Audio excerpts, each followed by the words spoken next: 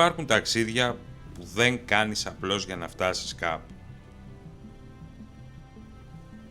Τα κάνεις για να χαθείς μέσα στη διαδρομή. Ξεκινώντας από το Καρπενήσι, αφήνουμε πίσω μας την πόλη και μπαίνουμε βαθιά στην καρδιά της Ευρυτανίας. Εδώ η διαδρομή δεν είναι απλώς διαδρομή. Είναι πέρασμα μέσα στη φύση.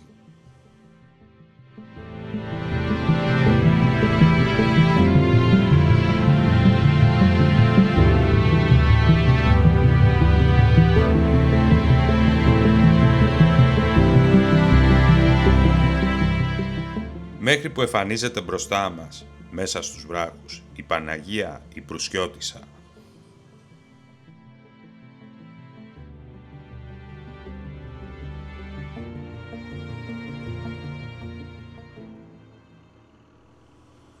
Βράχοι ψώνονται γύρω μας.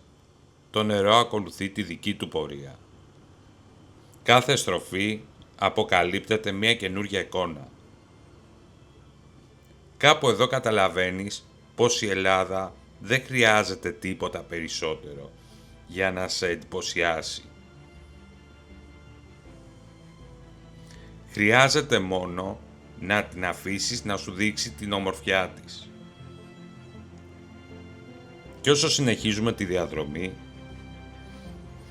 η φύση γίνεται πιο άγρια, οι εικόνες πιο επιβλητικές και η ησυχία πιο δυνατή.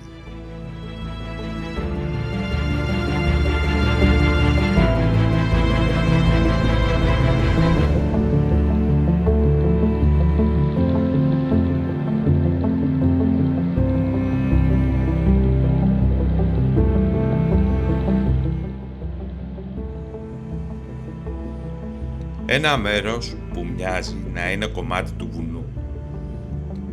Από ψηλά όλα μοιάζουν διαφορετικά. Ο δρόμος που διασχίζουμε, το ποτάμι, η βράχη, το δάσος.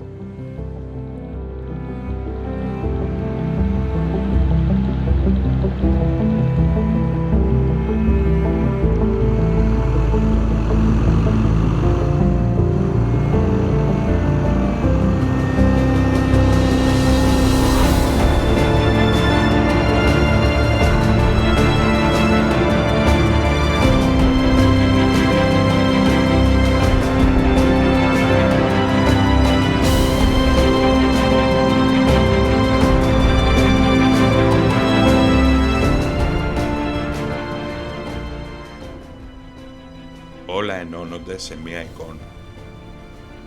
Και τότε καταλαβαίνεις κάτι απλό. Δεν είναι μόνο ο προορισμός. Είναι όλα όσα βλέπεις μέχρι να φτάσεις εκεί. Κάθε χιλιόμετρο, κάθε στροφή, κάθε στάση. Αυτό είναι το ταξίδι.